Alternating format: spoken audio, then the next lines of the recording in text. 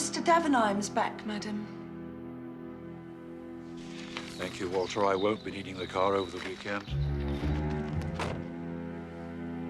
Thank you, Mother.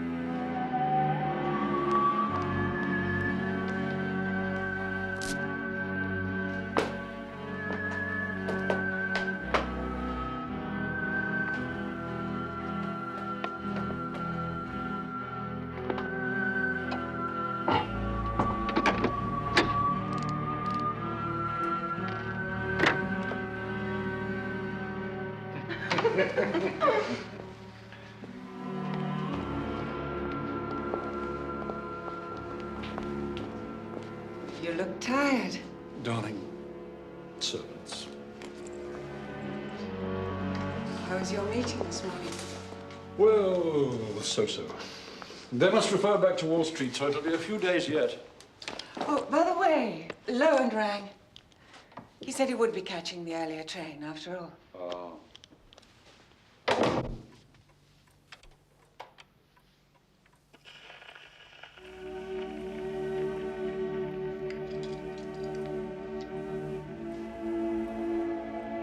I don't know why you agreed to see him anyway. You keep saying how much you detest the man. It wasn't quite that easy. He's a shark and he's very slippery. He's angling for a directorship at the bank. Has been for months now. But you'd sooner die. Gerald Lowen, a seat on your own bank. Oh, he wants to make life as uncomfortable for me as he can, and that will give him just the power base to set about it. Unfortunately, he does hold a bit of a trump card this time. 5% stake in Cape Gold, which he knows we're desperate to get hold of. It puts him in a rather strong bargaining position, I'm afraid. All right. Yes, I'm fine. Well, if he's on the 4:45, he'll be here pretty shortly. I really ought to go through one or two of these papers before he gets here. I'm sorry about all this.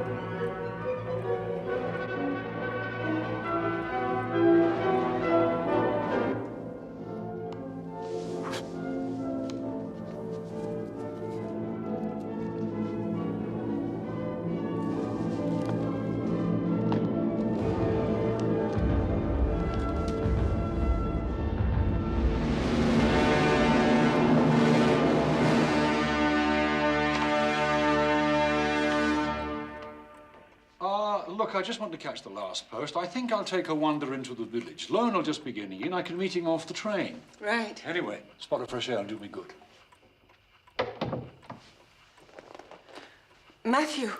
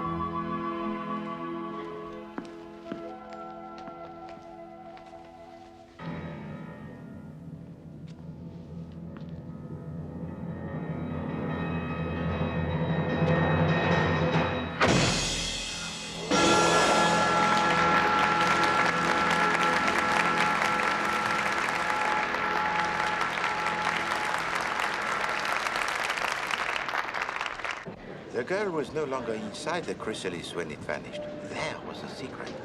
It baffled even Poirot for a full 10 seconds. The key, of course, lies in the costume of the girl. Inside, there is sewn a network of very fine steel wires. Well, the human beings are made of flesh and blood, no? To make them vanish into the air? C'est impossible. You think so? I take it you haven't heard, then, about the strange business of Mr. Matthew Davenheim. We are talking about Monsieur Davenheim of Davenheim and Salmon. Ah, the big banking firm. Of which Matthew Davenheim was the senior partner. And a very wealthy man, too, if his house is anything to go by.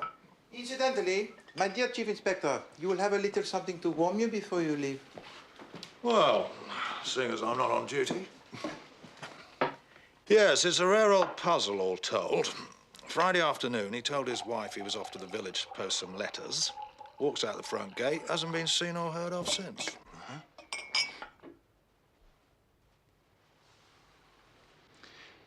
And at what time precisely did Monsieur Davenheim leave? We gather around 4:40. He was expecting a business colleague to arrive by train that afternoon to talk over some financial deal or other. A Mr. Gerald Lowen. A gentleman to see Mr. Davenheim, madam. Gerald Lowen. How do you do? Oh, Mr. Lowen. You drove here, then? I didn't hear the car. No, I came by train, but we were a little early, so I thought I'd walk up from the station. Oh, but my husband was walking down to meet you. How maddening. You must have passed each other in the lane. I don't think so. Oh, but you must have. He left here not 5 minutes Mrs. Davenheim, I couldn't possibly have passed your husband. The fact is, I didn't pass anybody. There wasn't another soul in the lane all the way.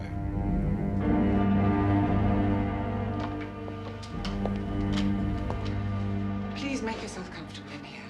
I'm sure he won't be very long. Good. Mrs. Davenheim showed Lowen into her husband's study, and there he waited. And waited. And waited. Well, over an hour goes by. Still, Davenheim doesn't return.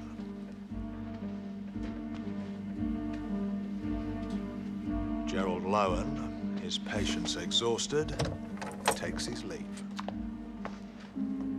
This is the way your husband treats important business clients, is it? But I'm quite at a loss. I'm so sorry. Yes. I'm very sorry too, Mrs. Davenheim. Very sorry indeed.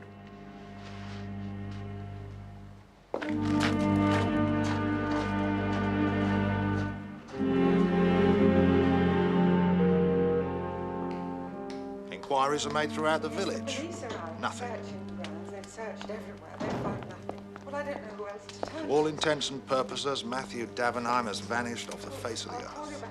You just come on. It seems everyone saw Lowen.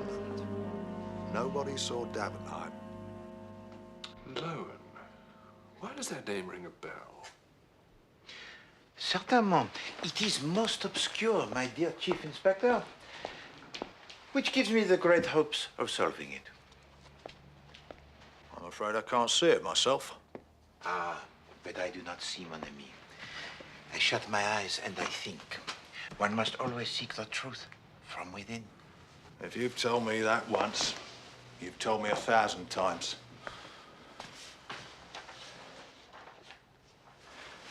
All right then, Poirot. Here's a challenge for you. A fiver of my money that says you can't solve this little mystery without leaving the house. We'll give you 7 days.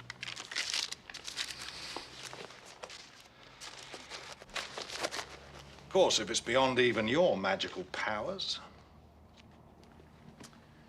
Eh bien, 7 days, huh? Well, provided the facts are placed before me and that you will allow Hastings here to furnish me with such information as I require, the solution it becomes inevitable. I accept. Good night, Poirot. Thanks for the drink. Like robbing a baby.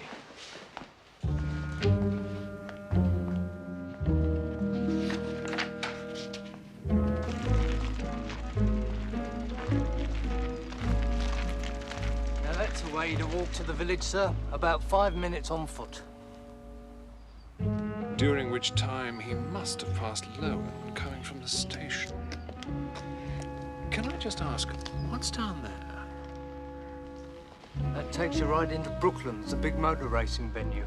A little way down there is a boating lake. Now, we've checked with the keeper. He swears Davenheim never passed it up. Captain Hastings, Chief Inspector. Beg your pardon, sir? What colour were they, if you can remember? Mr. Lowen's trousers, sir. Well, I know it's a rather odd question, but a rather odd person would like to know. Kind of a light colour, I suppose you'd say they were. Light grey. Very smartly turned out he was, apart from that stupid moustache. It goes back a long way, this rivalry between them.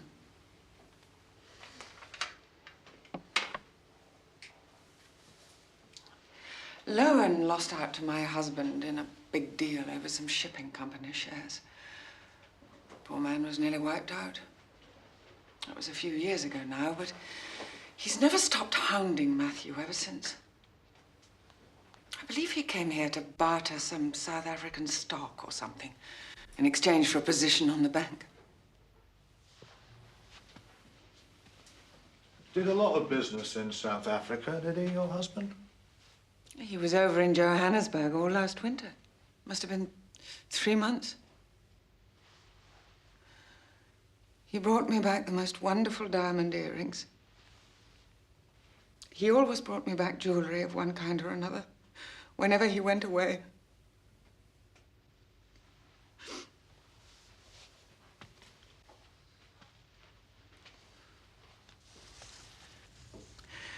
Do you believe in a sixth sense, Chief Inspector? I had it the day my mother died. I had it again on Friday. All day, the certain knowledge that something like this was going to happen. And now it has, hasn't it? I wonder if I might have a word now with your maid. I think I might have a word now with your mistress.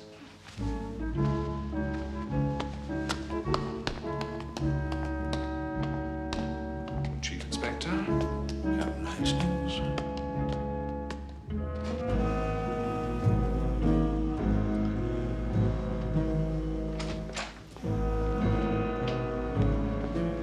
Surprised to see you still here, Mr. Poirot. I thought you'd be out on the Davenheim case. Well, Miss Lemon, the Chief Inspector Japp has bet me £5 that I cannot solve this mystery without leaving my apartment. And I accept his bet. Oh, are you sure that was wise? Perhaps not, Miss Lemon. On reflection, £10 would be a much rounder sum.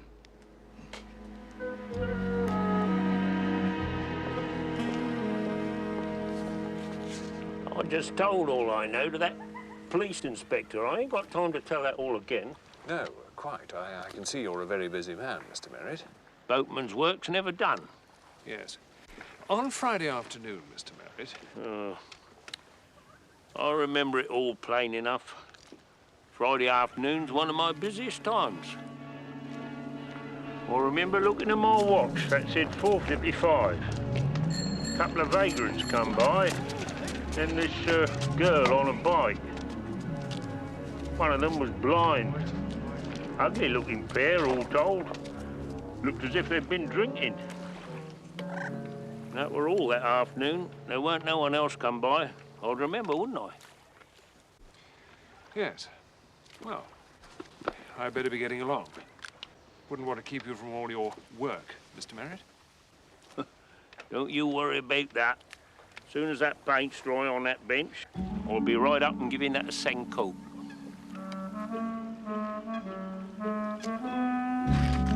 Ah, light grey, you say, Hastings. That may be significant. I'd still like to know what the colour of Lowen's trousers has got to do with anything. Surely that is obvious, Hastings.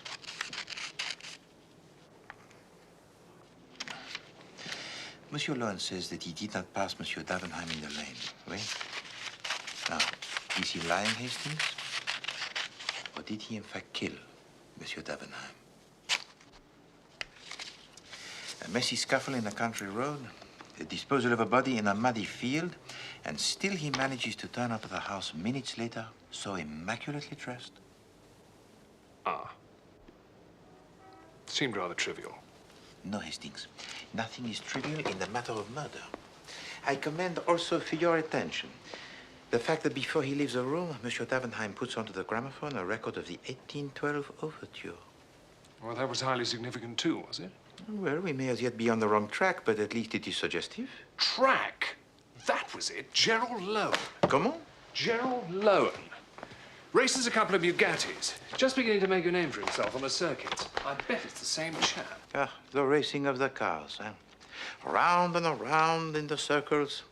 Never will I understand the passion for such a pointless pastime. Oh, you've got to experience it, Poirot. The sheer exhilaration, flying round by the seat of your pants. Yes, well, Hastings, perhaps you should try cleaning them first.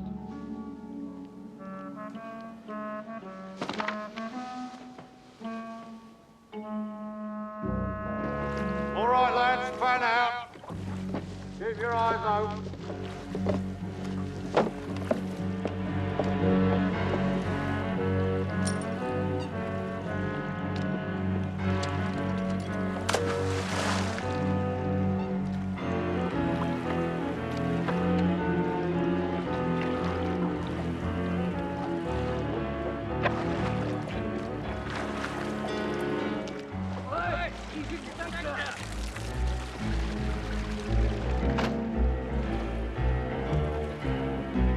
Bring it in.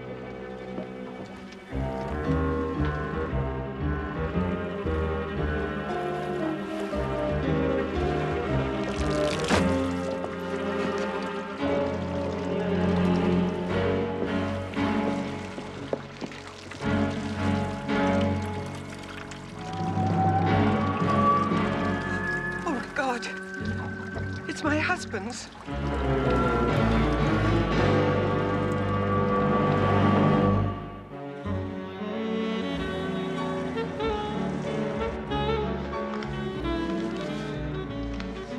Just as well admit it, Mr. Poirot. You can't stand being cooped up here on your own, away from all the action. Miss Lemon, he becomes denser by the minute, huh? If his body had been discovered in the lake, eh bien, a simple murder problem or an intriguing suicide. But his clothes and no Monsieur Davenheim, eh? We are dealing here, Miss Lemon, with a body of evidence requiring the most skillful dissection. Well, in that case, why don't you call off this stupid bet and get out there ferreting for yourself? Get out there ferreting, Miss Lemon. We are not hunting the jackrabbits. This is a delicate exercise in the skill of... Miss Lemon, the door, if you please.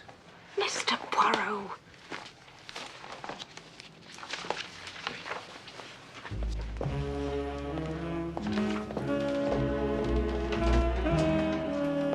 Morning, sir. I've got a parrot with Mr. Poirot. No. Poirot. It is pronounced Poirot. I beg your pardon, Governor. I've got a Poirot with Mr. Poirot.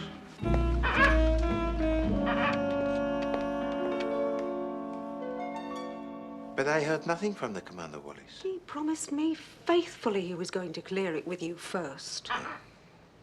It's just that he had to dash away to Scotland for a few days and there was no one else could look after it for him.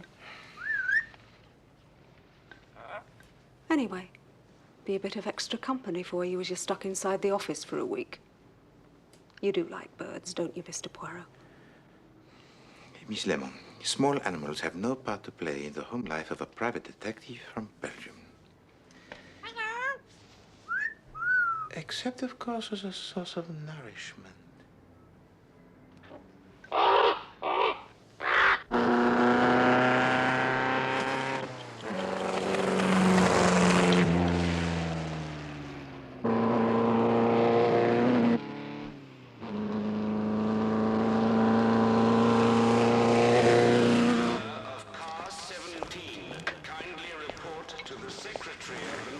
Excuse me, I'm looking for a Mr. Gerald Lowen.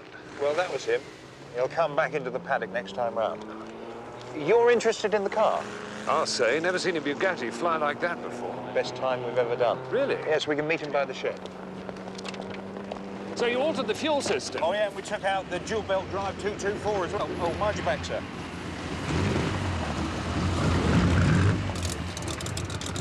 So you raised the compression ratio? Oh, yes, and uprated the supercharger, sir. Brilliant. Bet you get a fantastic HP for your rev rate. This is the gentleman who's interested in the cars. Captain Hastings, you're Gerald Lowen. Hastings? Oh, you better take it for a spin. Really? It's terribly kind of you. You sure? Well, you want to get the whole picture? Well, of course. Mr. Lowen. Competitors are reminded that to assist timekeepers, correct numbers are to be displayed during practice. I'm sorry to trouble you, Mr. Lowen, but I'm from Scotland Yard. I wonder if you wouldn't mind answering a few questions. Colonel Brighton, Mr. Lowen. This is the gentleman I was telling you about. Who's interested in buying the car? Brighton. Hastings. Hey, you! Get out of that damn car! Captain Hastings. Chief Inspector.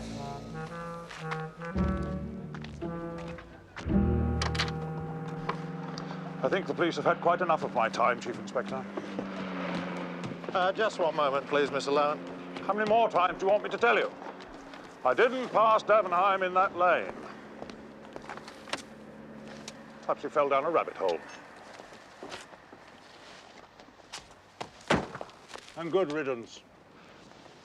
I gather he'd given you a bit of a hiding on the markets once or twice, Mr. Lowen. Scored a few major coups at your personal expense. Davenheim's wealth was accumulated at many people's expense. I don't imagine I'm the only financier in the city who bore him a grudge. Well, you know what it's like. Oh? What is it like, Mr. Lowen? Dog eat dog in the city? High-powered money men going for each other's throats? Look, if you're suggesting that I killed Davenheim and then tossed his damn clothes away into that lake... Clothes in the lake, Mr. Lowen? I don't think we've officially announced that yet. Must have heard it on the exchange. Good God, you don't think you can keep a thing like that secret, surely? Thank you, Mr. Lowen. Good day.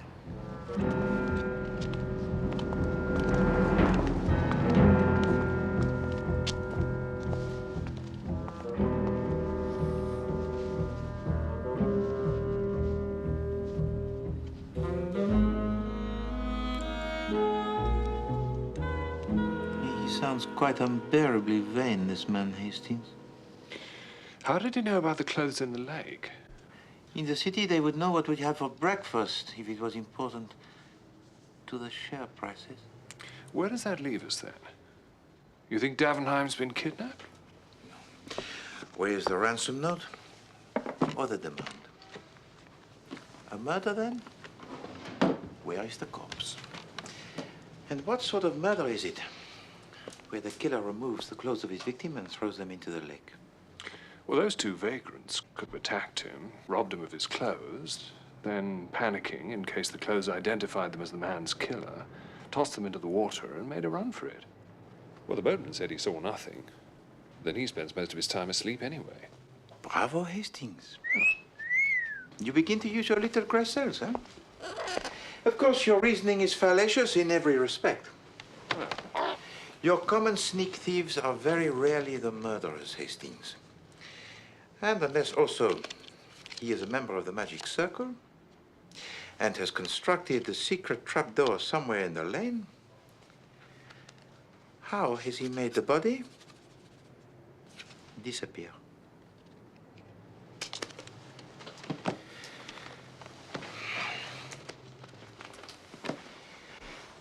And please, do not fraternize with that creature. I am still training him. It's only a parrot. I was talking to the parrot.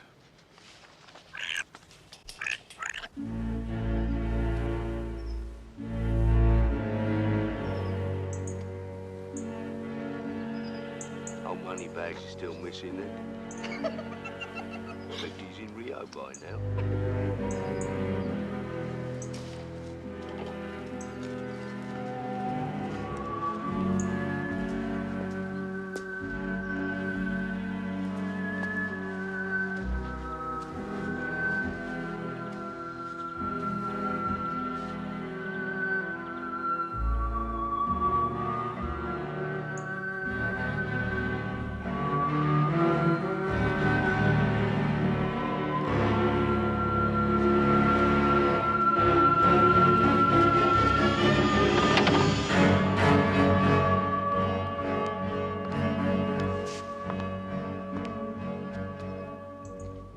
And you are certain that the lock, it had been forced? Nobody knows when. Could have been like that since Friday. Everything had gone, including the gems. The gems? All those expensive jewels he kept bringing back. Cleaned out the lot. Ah, things are now moving in a very definite direction. You cannot fail to see the thread. All the same, there are still certain litmus tests to be carried out before we can be absolutely sure. Where are you going? Oui. Unless, of course, you've changed your mind. And... Certainly not. A wager is a wager.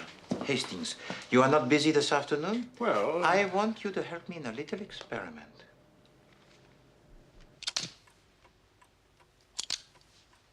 But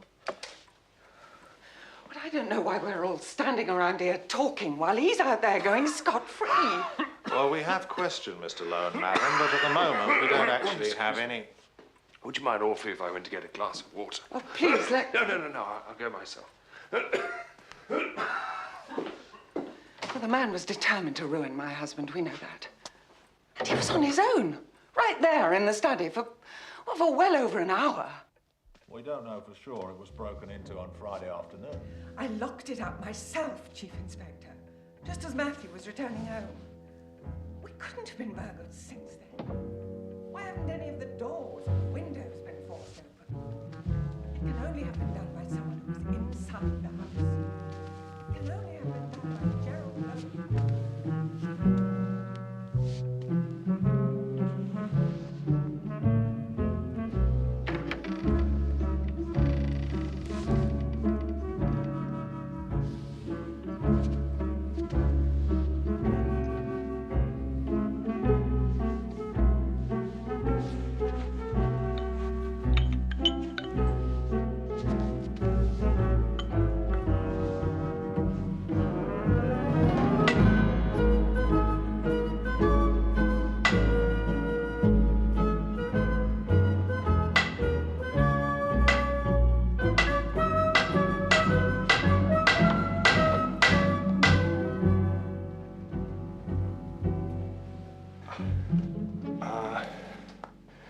Just conducting a little experiment that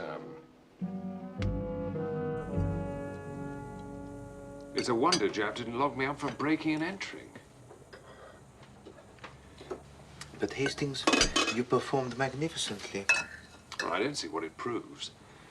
Except that you need a strong hand to get that thing open. Lowen isn't exactly a weakling. Ah, our old friend, Monsieur Lowen, huh? He has suffered so badly at the hands of Monsieur Davenheim that he vows to exact his revenge on the demon banker. So first he kills his adversary, and then he turns up at the house in order to ransack the safe and make off with the family jewels, huh? Well, it's the only explanation that fits. Like the round hole into the square peg. The opening of the safe door, Hastings. How did he force open such a lock without being overheard? As you yourself so expertly demonstrated, it is quite impossible. Well, you've only got 3 days to go. This is quite tasty. It's a recipe of my own, Hastings. Oh, yeah. Nut husks, birdseed, and the ground cuttlefish.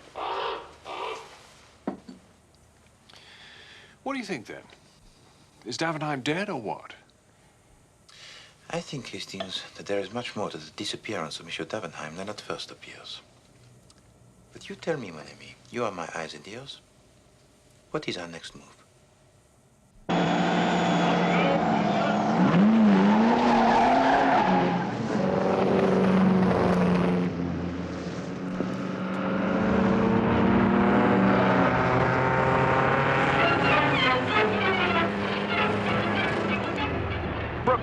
starts, and the final meeting of an exciting season brings out the fastest of the speed cars. With the biggest thrills of the day during the big race, the Gold Star Handicap over a distance of 20 miles. A keen crowd of enthusiastic spectators takes advantage of the unusually mild autumn weather to rally at the famous track. The drivers go round and round and come out here, or at least this one does. Well, in speed the crowd have come to see, and General Lowen, number 3, obliges.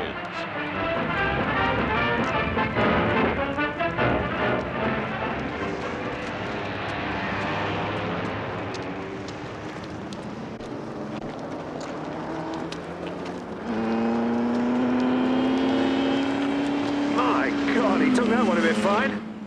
Lowen cut up Beer's Bugatti there on the inside like nobody's business. Man's certainly got a ruthless streak in him, and no mistake. How ruthless remains to be seen. We've had him under close surveillance for 4 days now, hoping he might point us towards a body. All he's pointed us towards so far are cartels and carburetors. Blimey! Old Shuttleworth's got some juice in that Alfa Romeo. Must be averaging 1/4 something at least.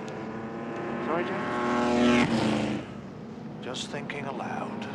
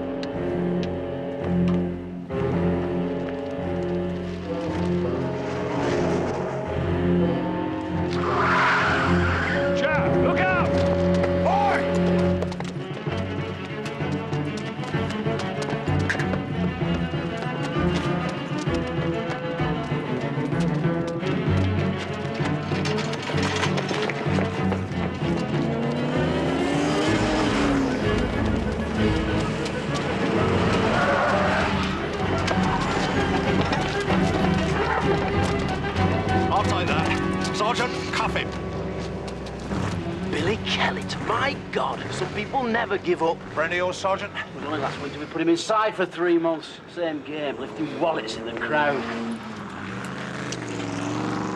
Looks like mine was the first of the day. Hello.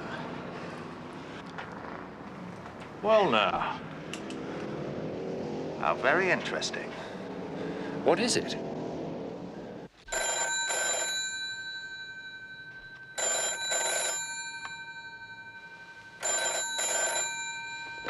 Hello?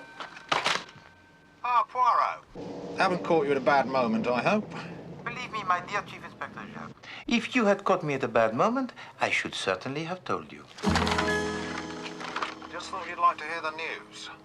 We found the signet ring of Matthew Davenheim.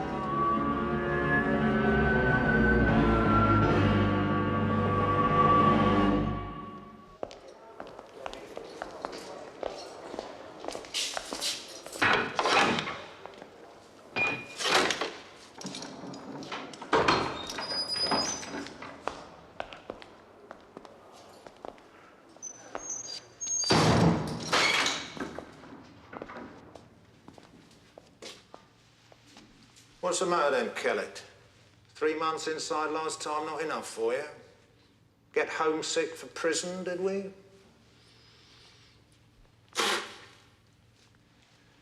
See the charming house guests we get in here? They never learn, of course, his type. Must have an appetite for prison food. I'll ask you once more, Kellett. Where did you get this ring? The wrong answer, and your next port of call could be the gallows, laddie.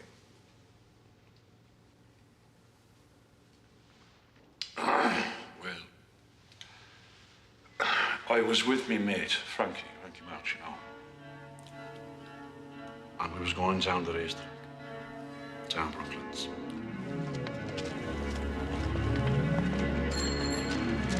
Hey, you want to be careful on that bike, miss? I come back on my own about 7 o'clock. I'd had a little bit of a drink, you know. So I sits down by the side of the road for a little rest. I was just about dozing off when I heard this sound. of something dropping into the leaves by the side.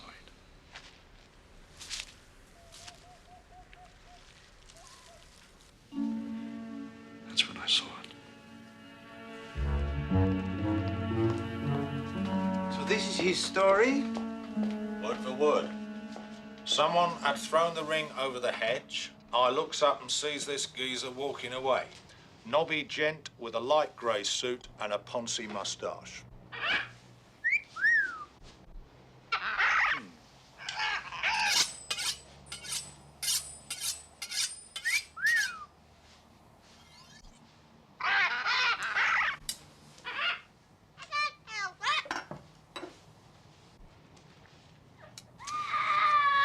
So tell me, my dear Chief Inspector, do you not find it the most remarkable coincidence that the man who stole your wallet should also turn out to be the most important witness in the case of a Monsieur Davenheim?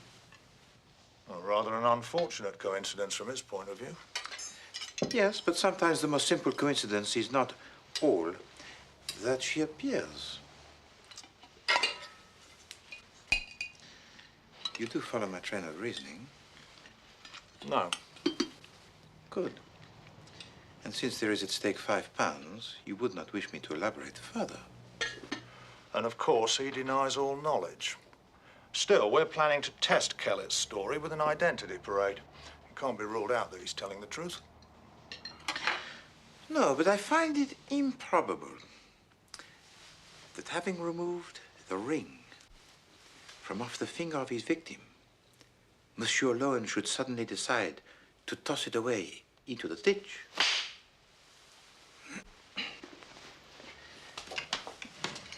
Of course, he... One has to ask, though, why bother to remove the ring at all? Valuable piece of merchandise. Well, not easy to pawn, though, surely. Far too easy to recognize. Well, that's probably why he took it off. What is it, Poirot? Don't tell me you've sorted it all out. Perhaps. But first, I will need the answer to two questions. What was in the bathroom cabinet of Monsieur Davenheim on the day that he disappeared? And did he and his wife sleep together or in their separate bedchambers?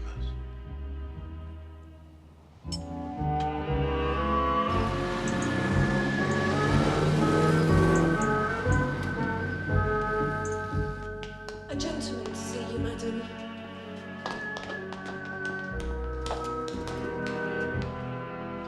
I'm most dreadfully sorry to trouble you again, Mrs. Davenheim. Yes, Captain Hastings. Bob, Mr. Poirot.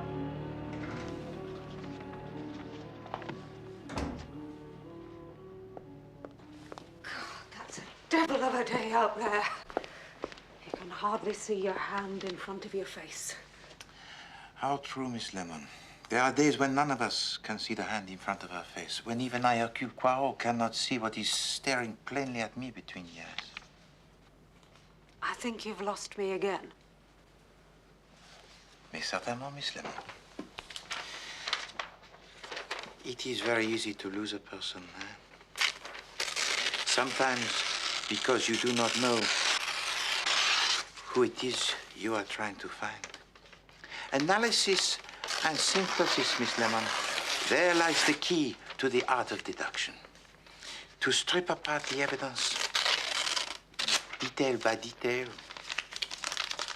to its barest essentials, until miraculously all the pieces, they just fall into place. And we have the complete picture of everything that happened.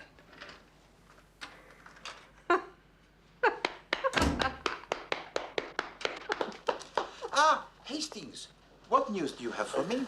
The mystery it is solved, yes? You know, Poirot, I sometimes wonder if you don't set me these little tasks just to find out how much embarrassment I can take in any one day. The facts, Hastings, this is of critical importance. Charlotte and Matthew Davenheim have occupied separate bedrooms since the spring. Ah, and it is now the middle of October. Bon. And the bathroom cabinet? You sure you want to hear all this? Hastings, do you think I play the games? 2 toothbrushes, 1 hairbrush, 1 pot of skin cream, 1 bottle of liver pills, 1 tube of toothpaste, 1 shaving brush, 1 packet of razor blades, 1 bottle of sleeping pills, 1 nasal spray, 1 bottle of eye drops. Thank you, Hastings. I have heard enough. There's another 2 pages. Yes, but the evidence, it is complete. Now, Hastings, Miss Lemon, I trust you have no monies deposited in the bank of Davenheim and Summon? None. No, nor me. Why? Because I should advise you to withdraw it all, mon ami, before it is too late. You think there's trouble looming? I expect a big crash within the next few days, Miss Lemon, perhaps sooner. So, if you please, a note to the Chief Inspector. Chap, advise you to withdraw any monies deposited with the firm in question. Still, he will not comprehend. I'm not sure I comprehend. Hastings, as I told you at the start, once all the facts were placed before me, the solution, it becomes inevitable. All right. How did you know? Or are you going to tell me it was all done with mirrors? You will permit me, my dear Chief Inspector, 1 moment longer of the suspense. I have, as I promised, solved this mystery without leaving my apartment. Well, so you say, but I'm still pretty much in the dark. Very well. I will simply draw your attention to 3 details which, taken together, are really quite conclusive. 1. What is significant about the period of time that Monsieur Davenheim spent during the winter in Johannesburg? 2. Why had he and his wife not been sleeping together in the same bedchamber from that moment on? And 3. What was in the bathroom cabinet belonging to Monsieur Davenheim which should never have been there? I give up. I give up.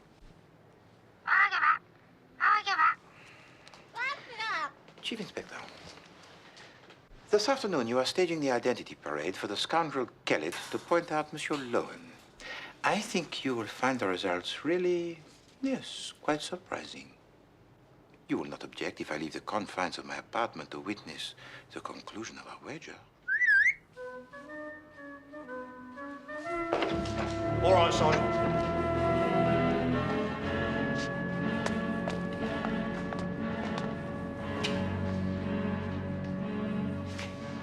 In your own time, if you would now.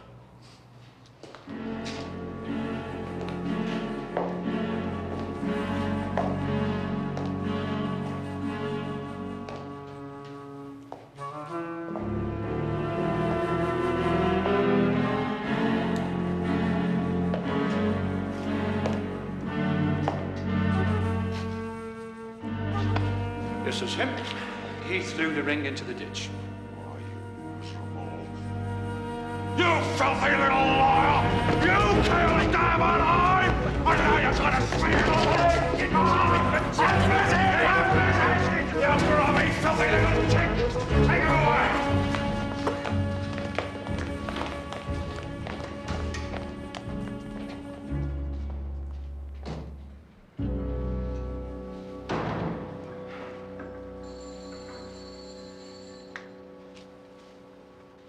So now, what do you make of that, Poirot? I'd say Lowen's as good as shopped himself. On the contrary, my dear Chief Inspector, a mere moment of the hot-headed rage. Monsieur Gerard Lowen could not be more innocent in this whole bizarre affair. Couldn't he? Well, then perhaps it's about time you explain to us what the hell is going on.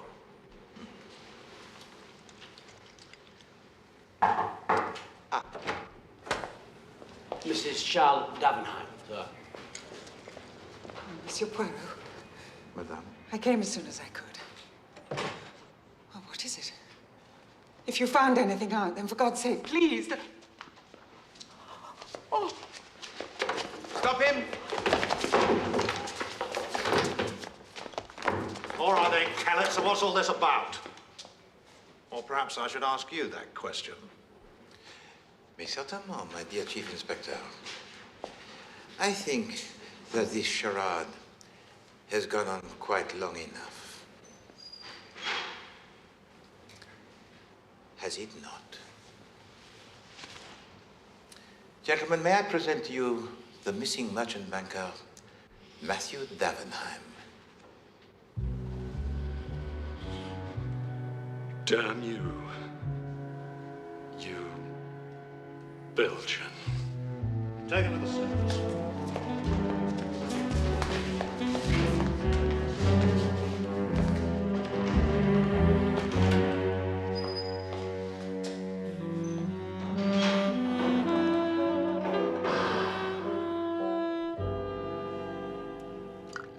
From the start, I was intrigued by Monsieur Davenheim buying of the priceless jewelry for his wife.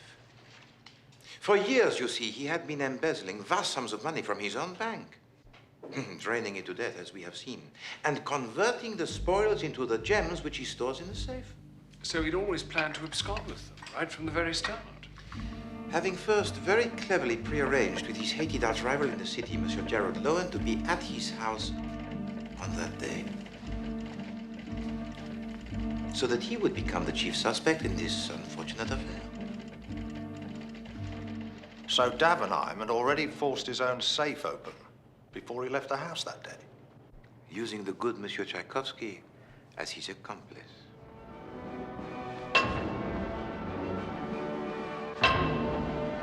Cunningly, he uses the cannon fire in the music to mask any sound that would have alerted his wife. Having made it look as if the safe has been broken into, he steals his own money and jewels.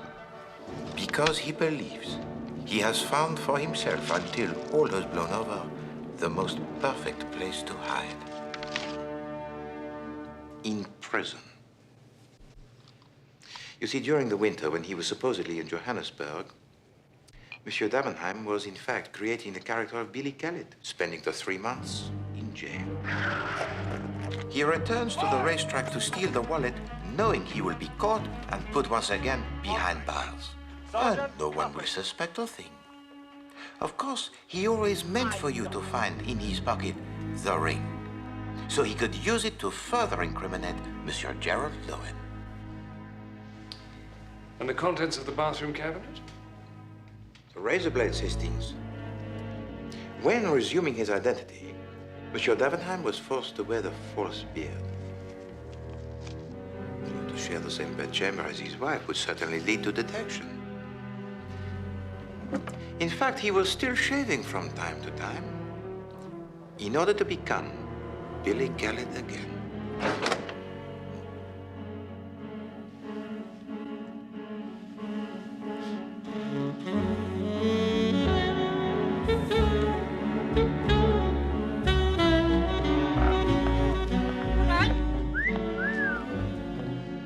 Just so no one can say I'm not a man to honor my word.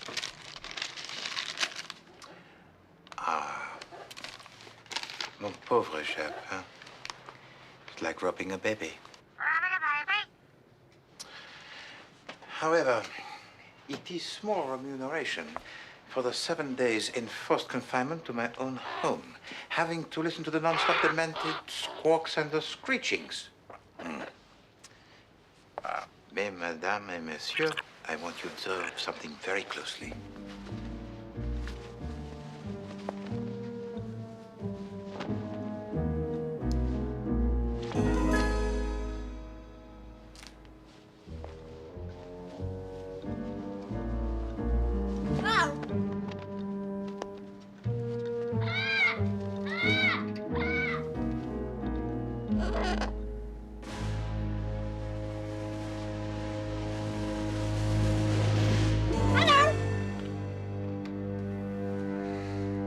Oh, well, at least it was worth a try. That's right.